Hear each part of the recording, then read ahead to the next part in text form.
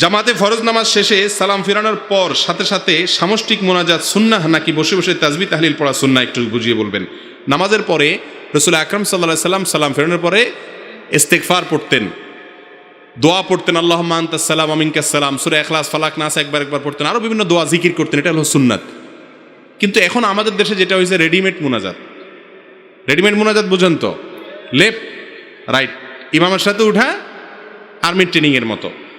এটা রাসূল আকরাম সাল্লাল্লাহু আলাইহি সাল্লামের সুন্নাত না।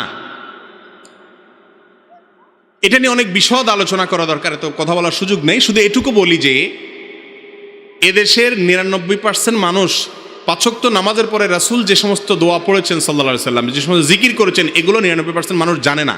কিন্তু রেডিমেড মোনাজাতটা সবাই জানে, সুন্নাতটা আমরা জানি না।